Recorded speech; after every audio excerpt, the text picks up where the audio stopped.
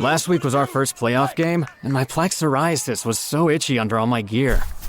Sometimes just thinking about scratching could take me out of the moment. And then my doctor told me I could get clearer skin with a pill called Otezla. Otezla apremilast is a prescription medicine used to treat adult patients with plaque psoriasis for whom phototherapy or systemic therapy is appropriate. Otezla can help you get clearer skin after just 4 months. Okay, ready for the next game. Talking to my doctor about a pill was a total game changer. Don't use Otezla if you're allergic to it. Get medical help right away if you have trouble breathing or swallowing, swelling of the face, lips, tongue, throat, or arms. Severe diarrhea, nausea or vomiting, depression, suicidal thoughts, or weight loss can happen. Tell your doctor if any of these occur and if you have a history of depression or suicidal thoughts. Live in the moment. Ask your doctor about Otezla. Call 1-844-4-OTEZLA or visit Otezla.com for prescribing info about cost, and more. The United States will once again consider itself a growing nation, one that increases our wealth, expands our territory, builds our cities, raises our expectations, and carries our flag into new and beautiful horizons. And we will pursue our manifest destiny into the stars, launching American astronauts to plant the stars and stripes on the planet Mars. The way in which these two companies have been working, Blue Origin and SpaceX, have been remarkable in that they've used an iterative process where they build an article, they fly it, see what the problems are, correct, and then launch immediately again to get to a successful product. So they've actually done extraordinarily well.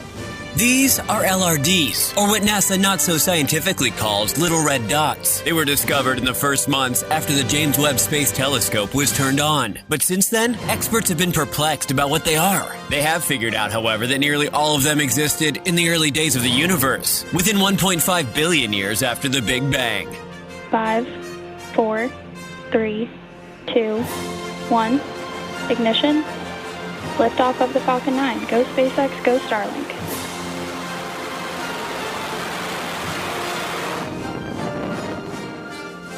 How is it possible that there are that many subjects related to space to tackle in the course of 1 hour? How is it possible is that we have a man who has mastered the art of the spoken word, not only sounding good while speaking it, but in an ability to pack a whole bunch of analysis and explanation into, in some cases, very complex subjects. By now, you've guessed, I am talking about our radio cosmos Sherpa, the one and only Steve Cates, a.k.a. Dr. Sky, who will have some cosmic conversations. The Other Side of Midnight presents... From the spiral to the elliptical to the lenticular to the irregular to the quasars, galaxies. Where are we in the cosmic evolutionary picture? Always remember to keep your eyes to the skies. The following conversations are cosmic conversations with Steve Cates, a.k.a. Dr. Sky.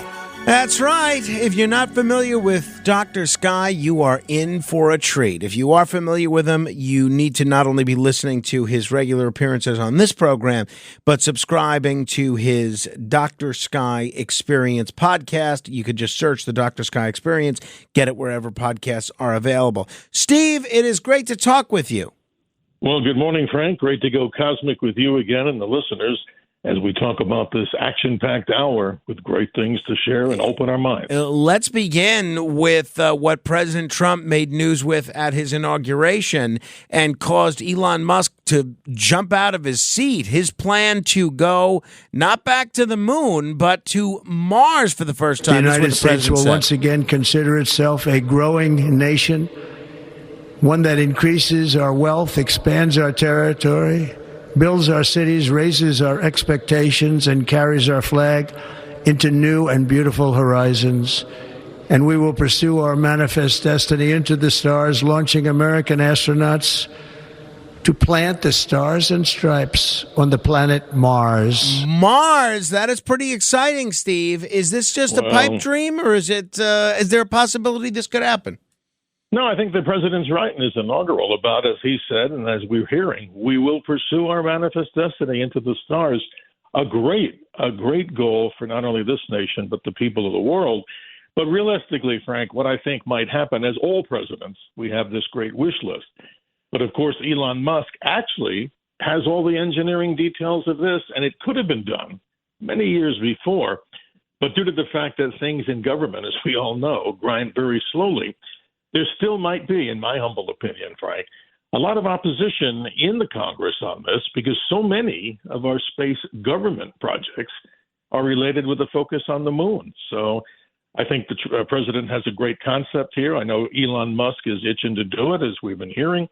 But I think there's going to be some reality checks here, the cost of this, the technology involved in it. And I don't want to be a spoiler. I would say let's do it tomorrow if we had the safety and security and the ability to do it. We'll have to see. But these are exciting times as a new administration comes in. And this time, Frank, very quickly, we're seeing more people focused in the area that the president's, associating with, like Elon, and also a new candidate that's been nominated to be the next director of NASA, Jared Isaacman, who obviously has great space experience. So things look bright. Just to go back to the Mars situation for a second, why is it so difficult? Why can't we just launch one of these rocket ships, head towards Mars, and just drop an American flag on that planet? What is the logistical difficulty? Well, here's the engineering side of that. Obviously, this takes great skill and precision. And the reality is what we have to do is a scientist about 100 years ago, a German scientist, he came up with something called the Hohmann transfer to orbit. What is that in simple English? It has to have the exact alignment of two planets, the planet Earth, of course, and Mars.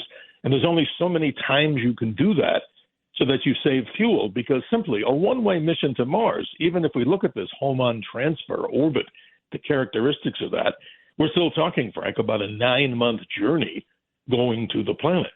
And yet we have to be able to develop, and hopefully we'll get into discussions of Starship and some of the problems, successes that they've had. You really have to have this thing really tested to the point where failure is not an option at all. But the simple answer is this. The great distances that we find ourselves talking about, the long journey to Mars, this is something that humans have never experienced before.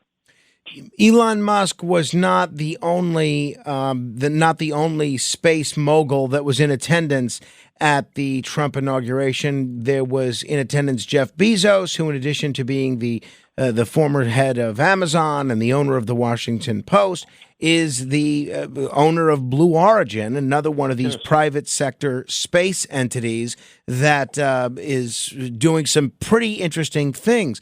What got attention, though, was Jeff Bezos's date at the inauguration, Lauren Sanchez, and the white bustier that she wore that apparently some of the other billionaires in that section were ogling. Any thoughts in terms of whether that was an appropriate dress for a space entrepreneur's girlfriend?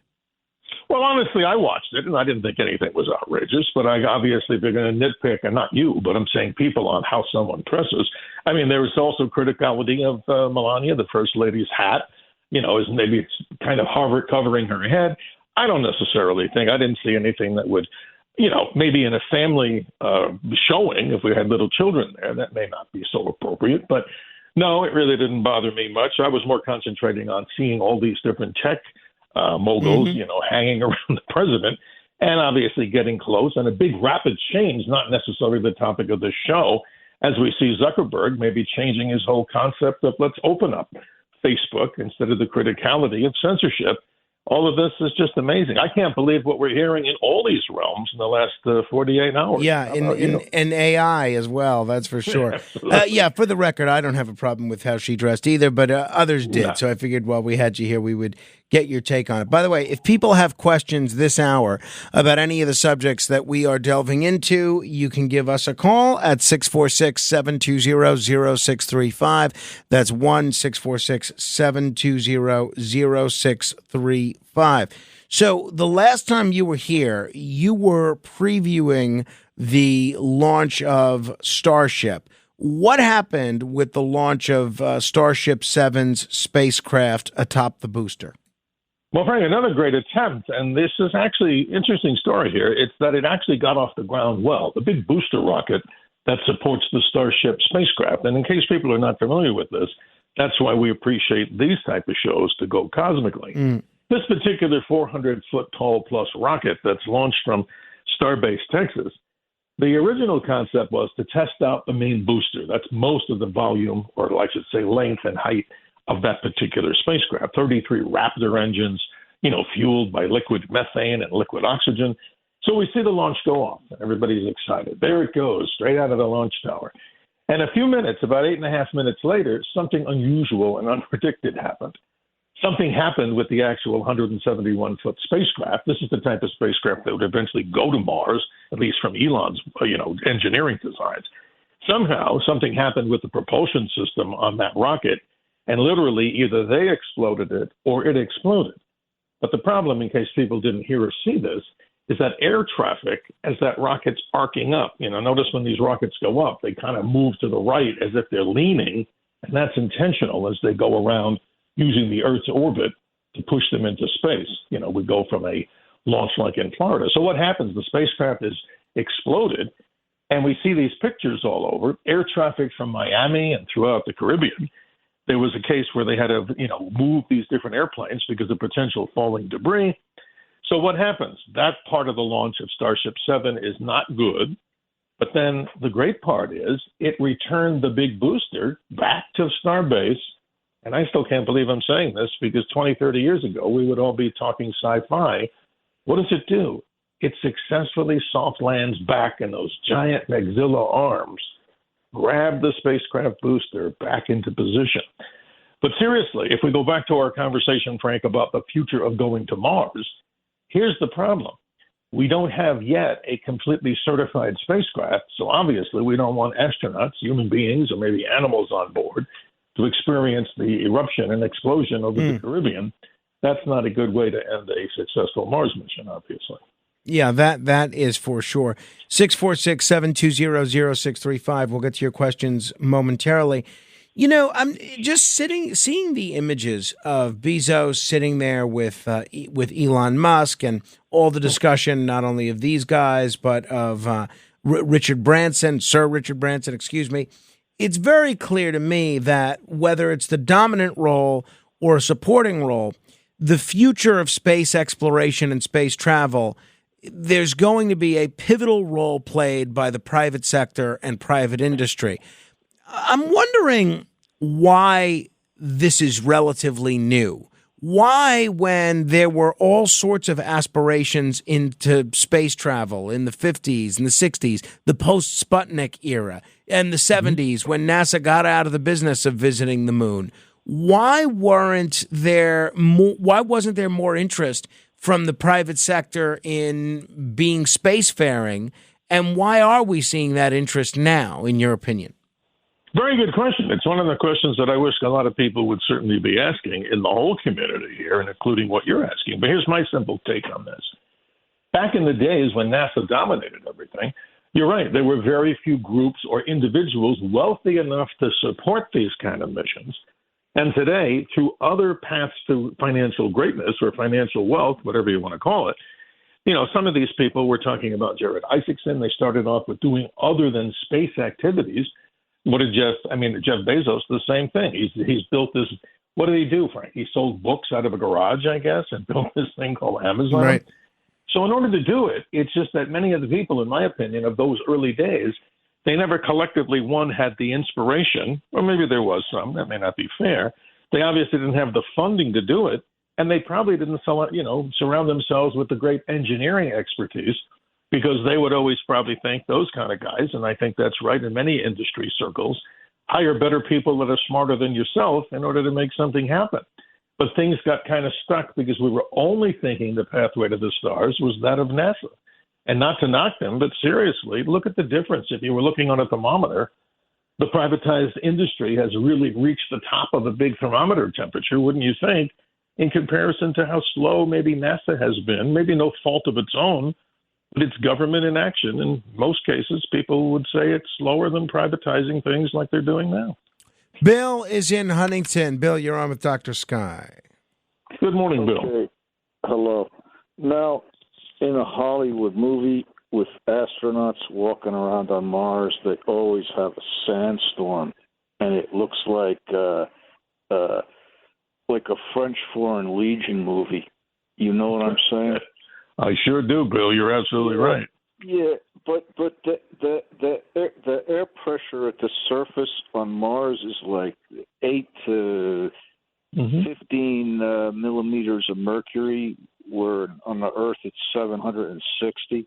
You know, correct. I don't think the wind has much momentum. Well, actually, here's the story. If you look at things here, like I live in the Southwest, we have these summer storms during our time of the year. During what we call monsoon, they're called haboobs, these great dust storms. And they're isolated. But look at Mars now, what you're referring to about these astronauts in movies. And they usually, and I think they did a pretty good job of, depicting what it's like. Simply, Bill, and everybody listening, Frank, this also is crazy. Mars has these not just isolated dust storms, but global dust storms. So I was out the other night with the telescope, Bill, looking, as everybody can look right now if you have clear skies, look high up in the sky. The orangey red thing is Mars, about 60 million miles away. But in the telescope, you start to see regions on the surface that were clear, let's say weeks ago. Now something happens where the entire planet gets covered in dust. This is one of the big problems that astronauts would have to face.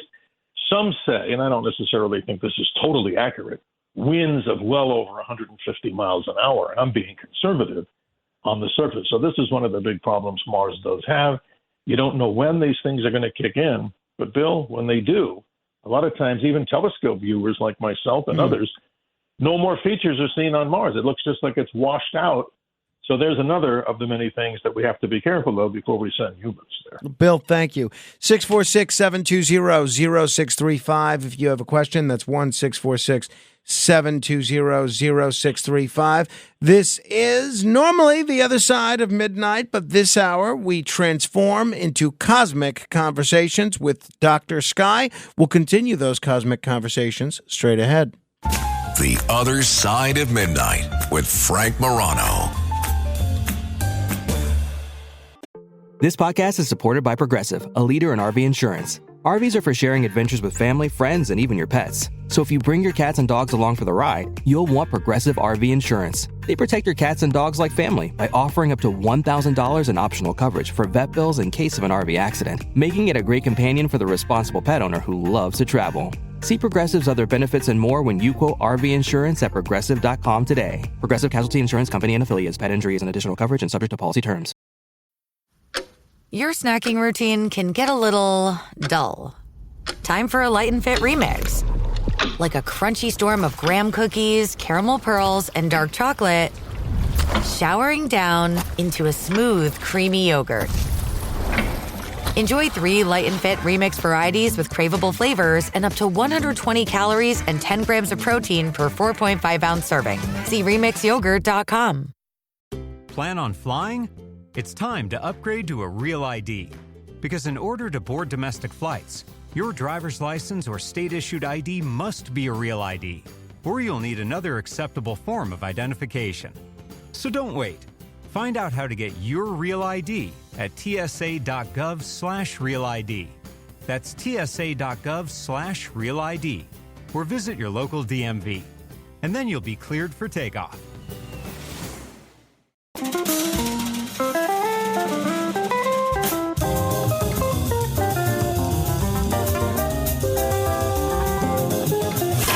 It's The Other Side of Midnight with Frank Morano.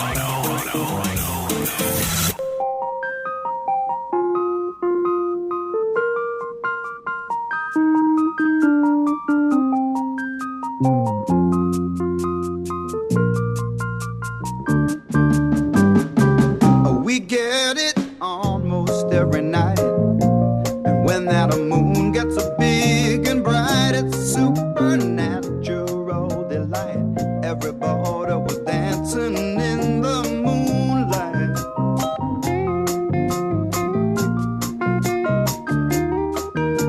Dancing in the moonlight.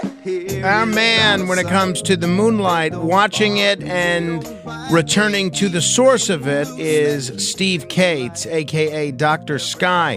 If you're interested in any of these subjects, you can absolutely check out his podcast, The Dr. Sky Experience.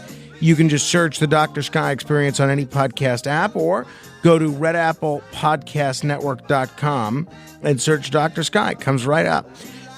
Steve, since we're talking about the moon here, it seems like Artemis, we've been talking about it for literally 4 years. What's going on with that? When can we expect to head back to the moon and have another one of these exciting lunar missions?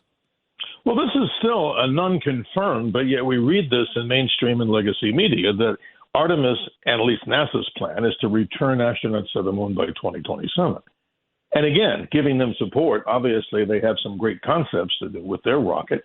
We're going to be sending a manned crew, not to the moon to land, but to go around the moon. I believe it's coming up in this year or earlier in the next year, 2026. Got to remember that it's already a new year. But that whole thing, as I've said before, and this is just my opinion, maybe one more time, is that let's not rush this. I mean, if there's a reason that the government knows that China's going to explore the moon, land there, and claim the entire lunar surface as Chinese property, which I think is ludicrous, nobody really could legally, but let's take our time and do it. So NASA's plan is to do that.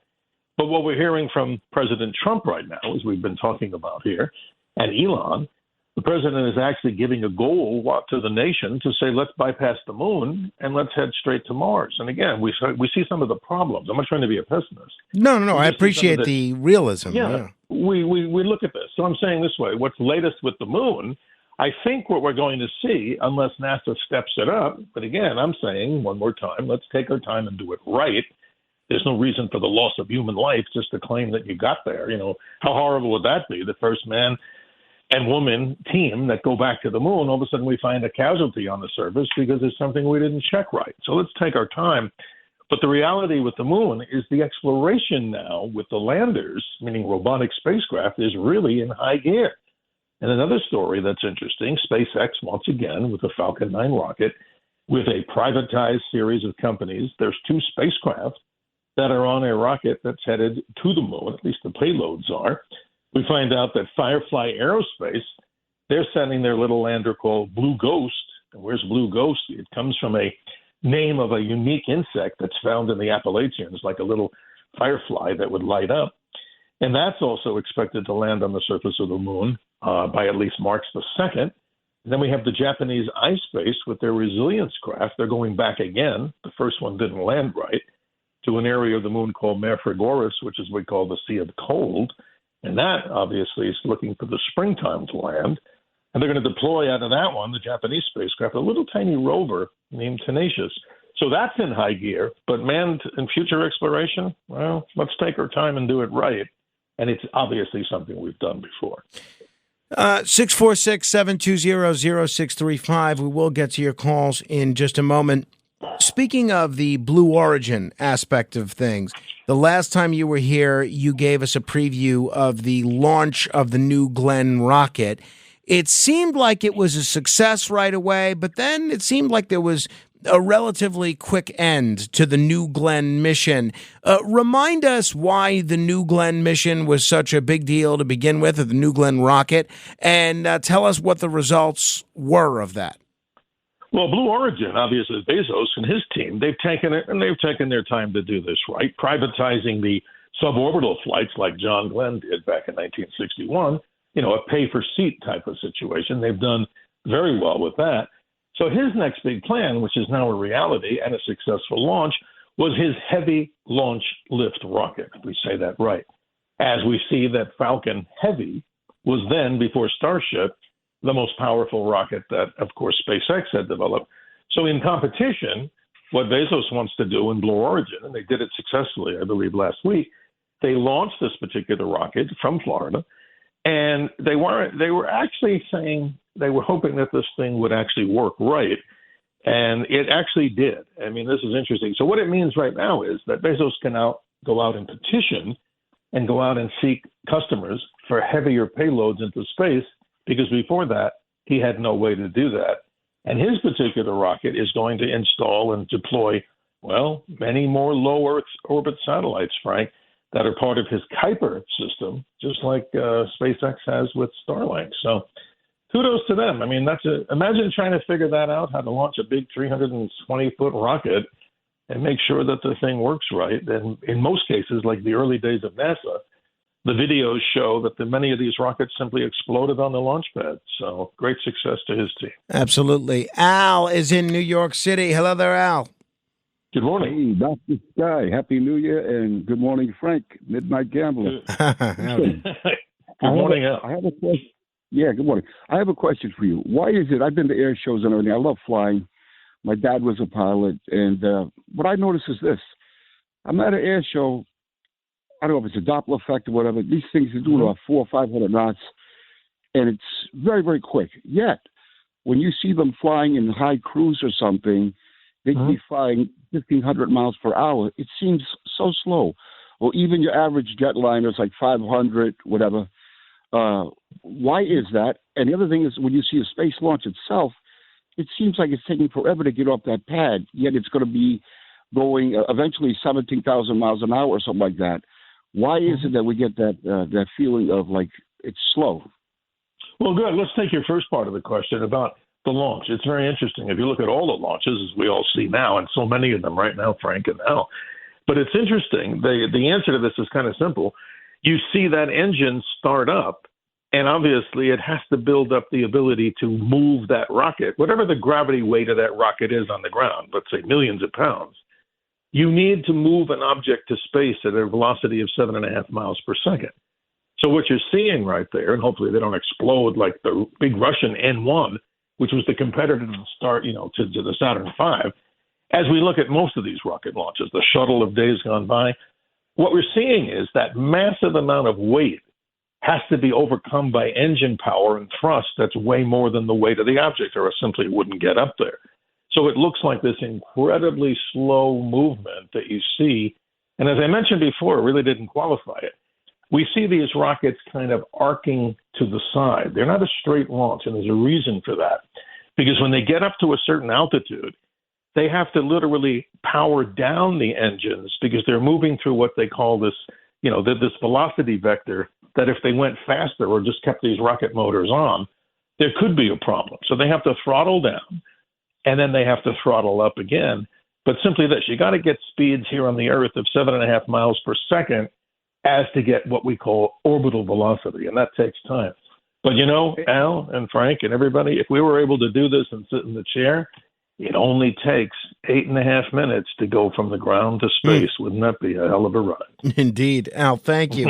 646-720-0635. So I am hearing that the CIA has declassified a book on how the world will end. Well, this is exciting. Don't keep us in suspense, Steve. How will the world end? Well, this is one of those weird stories you read about on the internet. And obviously, everybody doesn't believe what you read on the internet. At least I hope they don't. No, radio only. Radio only. Hey, and especially this show. There you exactly. Go. But you look at this author named Chen Thomas.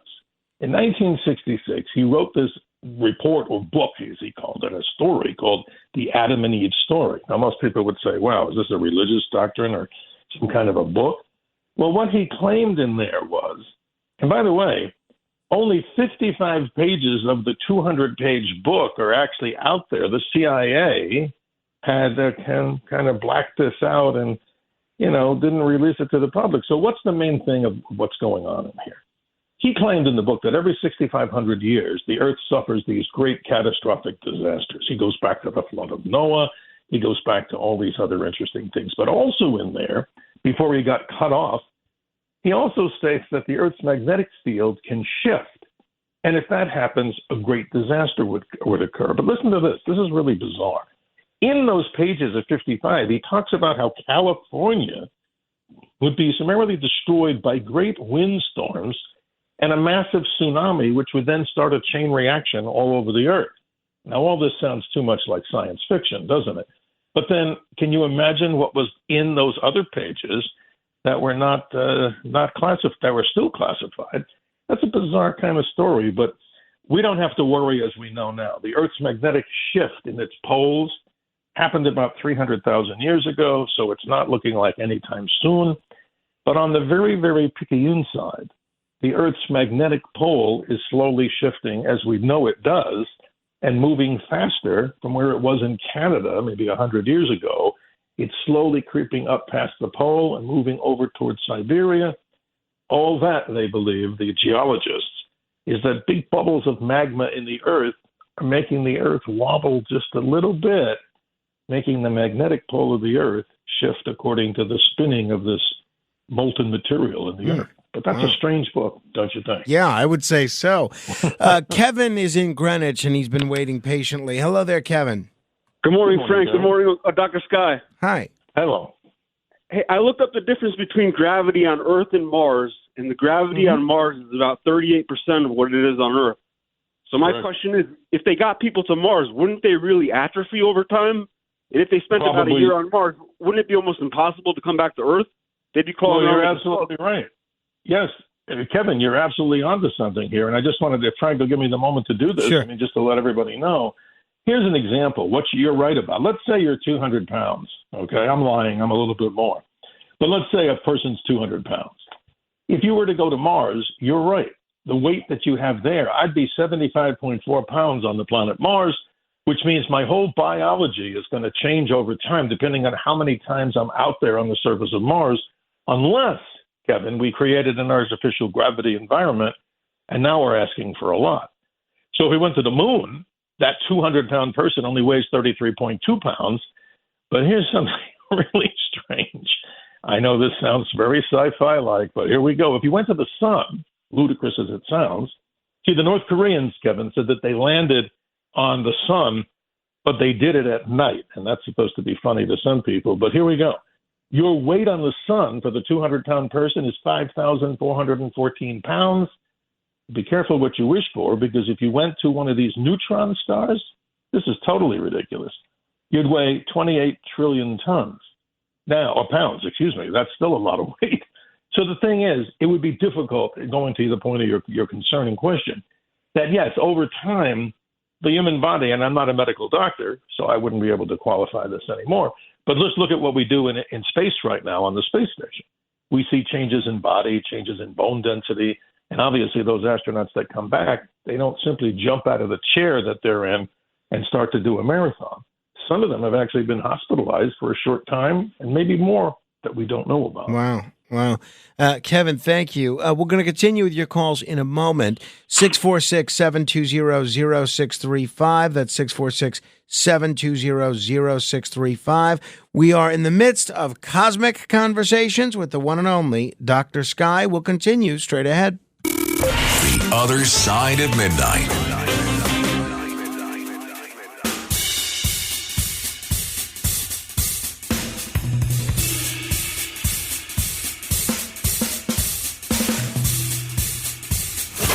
It's The Other Side of Midnight with Frank Morano.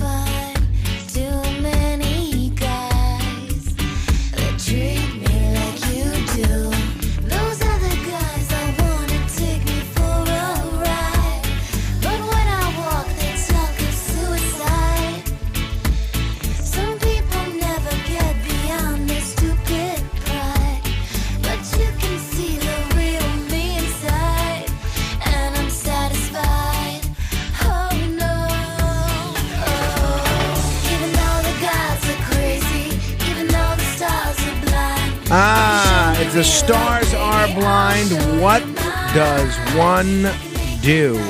That's a question Paris Hilton posed to many of us about a decade ago, and we're still looking up at the stars, still wondering what they see. Our guy that knows a thing or two about Our view of the stars is Steve Cates, a.k.a. Dr. Sky. If you're interested in learning more about any of the topics that we touch upon, you can listen to the Dr. Sky Experience. It is a wonderful podcast that will tickle your imagination and educate your brain. You can check it out just by searching the Dr. Sky Experience on any podcast app or going to redapplepodcastnetwork.com. Steve, here we are in the waning days of January. Anything exciting to keep an eye out for in terms of the night sky, either with the naked eye or a pair of binoculars? Well, Frank, I'm glad that you mentioned it. Always good to be with you and the listeners. A beautiful harvest of things to talk about. Let's start off in the southwest at sunset.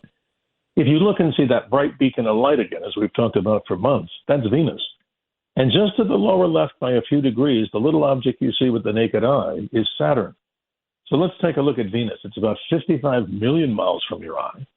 And it takes, obviously, light a considerable amount of time to get there, maybe about 4 or 5 minutes. But Saturn is about 958 million miles away from you. So if you could jump on a light beam, it would take you 85 minutes just to get there. Continue to go up into the high part of the sky when the sun sets. That's Jupiter. Fascinating. Still over about 500 million miles away. But Frank, this is the month of Mars. And that's high in the Northeast. You can't miss it. And I hope you and a lot of listeners got to see that special eclipse or occultation when the full wolf moon covered up Mars. Mars right now is 60 million miles away. And if we were on, ground zero base station Mars right now, it would take 5 minutes and 25 seconds just to send a message from Earth to the planet Mars. So many beautiful things. And one last one, or two last ones, really, would go on. Right now on the sun, Frank, a massive sunspot known as active region 3961. Those with those solar glasses, make sure you have them and they don't have holes in them. You could actually see that sunspot group with your eye. Could produce some big X flares. And a comet called Comet Atlas, which is just amazing. It survived its encounter with the sun. It may have been thought to be destroyed. I caught a glimpse of it here in Arizona when it was a degree above the horizon. But Southern Hemisphere people, Frank, wherever the show's going out far out into the cosmos, they're actually seeing this amazing comet with a gigantic tail in the sky. I envy them in the Southern Hemisphere. Yeah, I would say so. All right, 646-720-0635. Robert is in Suffolk. Robert, you're on with Dr. Sky. Good morning. Hi, guys. Hi. Good morning. February is the only month without a blue moon, correct? That is generally correct because we have to look at the definition. Some say that it's the second of a full moon in a calendar month, and some, depending on which way you look at it, it could be the third or fourth full moon during a season. So we're not going to see anything like that for a little bit of time. All the big supermoons, Robert, have kind of been exhausted from us. But hey, guess what, folks? Robert, this is cool. In March, on the 13th, we get to see a total lunar eclipse, and that'll be visible everywhere this show's going, and it goes pretty far. That's cool. Excellent. Robert, thank you. Steve, since Robert brought up the subject, remind folks what a blue moon is. Well, it's not. See, a lot of folks say they think it's the moon, and they get disappointed. I get these weird emails sometimes. Says, Dr. Sky, you told us the moon's blue. Right. I get the same emails, which is why I'm asking. Well, there's no colorization to the moon like that. It can be the second full moon in the calendar month, or according to some, it could be the third or fourth full moon in a season. But depending on which one you want, there have been, now this is really weird, during volcanic eruptions, there have been sightings of moons that had a blue tint to them, but we'll just say that it's a description of a time-based full moon in a short period of time, like 2 in a calendar month is generally accepted as a blue moon. And then the opposite equation is a black moon, which is when there's 2 new moons in a calendar month. And obviously that's a strange experience too, because you can't see the thing only unless the moon is covering up the sun during a partial or total eclipse of the sun. So there's 2 extremes. The world's largest telescope apparently is having a little bit of a difficult time when it comes to light pollution. We've talked about light pollution and how that can make things difficult to see, but what are we talking about here when we're talking about the world's largest telescope? Well, this continues to grow. There's so many of these largest telescopes, but one place that's really beautiful, I wish we could all take a field trip there someday, is in the high mountains in Chile. And there's an area in Chile called the Atacama Desert. I've never been there, but I'm making sure that on my bucket list, I'm going to try to get there. But here's the deal. They have built the largest telescopes there because of the lack of light in the sky. But what's happening right now is one of these gigantic telescopes that's really incredible, like one that almost has a 130-foot in diameter mirror. That's incredible. It's on an area called Mount Paranal. And this is where the European Southern Observatory's VLT, the Very Large Telescope, is built. So what they're saying is an American company wants to come in there called AES Energy, and they want to build a renewable hydrogen manufacturing complex close enough, not, literally down the street because it's a mountain. The bottom line is those skies are precious. And if we get any amount of light pollution in that area, it's going to degrade not only the integrity of the investment there, but the integrity of the skies. So there's very few places. It's one of the darkest places on Earth, Frank, and now theoretically could be encroached on by technology and development. So what do we do about that? The issue of light pollution going forward? It seems like things are only going in one direction and they're getting worse. Yes, you're right. And I mean, one of the reasons originally I came here to Arizona, still love my native background in New York, but here it is. I came out here because we have the ability, at least 35 years ago, to see the darkest skies in the country, the great history and legacy of Lowell Observatory, Kitt Peak, so many astronomical discoveries made in the dark skies. But what do we have? We're right here in Phoenix, Arizona, the fifth largest, soon to be the fourth largest city in America. And not to be an anti-capitalist in any way, form. If you go from one end of Phoenix, this is incredible, way out to a place called Buckeye, and you go all the way out to the other side, which is near what they call Apache Junction, that's a 70-mile spread. So can you imagine if you put that over the New York area or some other large cities, that would be like the entire metroplex of Phoenix goes from New York City down to Philadelphia. And it just seemingly more and more highway advertising with those big LCD signs. And not to say that that's not a good thing. It's just that how do we preserve the night sky? And that's a big question. It doesn't seemingly come up as the top subject for most people in everyday conversation. Right. All right. 646-720-0635. Let's say hello to Charlie in Brooklyn. Hi, Charlie. Good morning, really interesting show. It's good to hear you, Dr. Sky.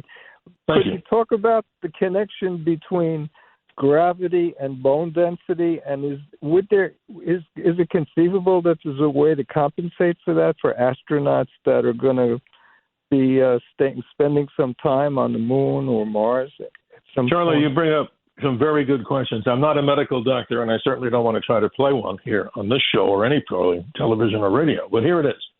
If you had a situation where artificial gravity was developed, and we'll go back to 2001, Kubrick's 2001: A Space Odyssey. They showed in that movie, for people who haven't seen it, this large development of a big wheel in the sky, which created artificial gravity. So that would lessen the deleterious effects of what happens from long-duration space missions. But I'm not sure, because I'm not a medical doctor, to answer any more of the density of what happens to bones. Do they get more porosity? Like we have on Earth, we have that problem too. Osteoarthritis, whatever that is, where you're having less bone density. So if we could develop in the simplest way from the science side in astronomy and space, the ability to have an artificial gravity environment, I'm sure that would be one way to lessen, again, some of the effects of long-term durations in space. Yeah, Charlie, great question, though. Thank you. 646-720-0635. Steve, as you know, we spend a fair amount of time talking about conspiracies on this show, sometimes bringing attention to conspiracy theories that might have heretofore been ignored, other times doing a fair amount of debunking of certain conspiracy theories. Apparently, there were some recent space conspiracies that were debunked. What were they? Well, here we go with some of the most prolific ones, and it would take hours to explain the answers, but we find the most prolific ones, the fake moon landing, and that's going around all over. I'm not here to just defend every one of these things and against people who don't believe it, but how did we get the 840-some pounds of moon rocks from the moon to the Earth? The whole flat Earth controversy, which continues. Obviously, if you go up in space, ask anyone, go high enough in an altitude in the old days of the Concorde, you'd see the curvature of the Earth. The other one, some people think, is NASA's lie, that its whole purpose is to generate hoaxes. I mean, that's ridiculous in my mind. And that Planet 9, an object that lurks out in the solar system, will one day kill us by colliding with the Earth. And then the subject of what? Alien research at Area 51, one of the areas I'm sure you cover in greater detail. Obviously, there's the whole CIA connection to development of the SR-71 and other super and hypersonic type vehicles. And then here's one that's really weird. How about the killer planet Nibiru, in which Zecharia Sitchin claimed that the 12th planet, which orbits the sun every 3,600 years, has some sort of a death grip on the Earth. And here's another weird one that people, and I have to smile because it kind of makes sense. Saturn's moon Iapetus looks very much like that of the Death Star in Star Wars. No, it's a planet that's a satellite, one of the weirdest little satellites of Saturn. One side's dark, the other side's ice.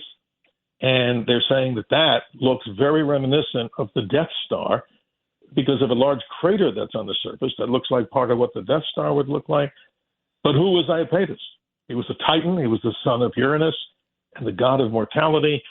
But it would take, another 500 hours to go into every one, which I'm sure you do every night on this very, very interesting show that you do, The Other Side of Midnight. Steve, there was an interesting paper that came out just a week ago that shows the universe is expanding at a great rate and a much faster rate than initially thought, and at a rate that current cosmology models can't explain. What's the big deal here?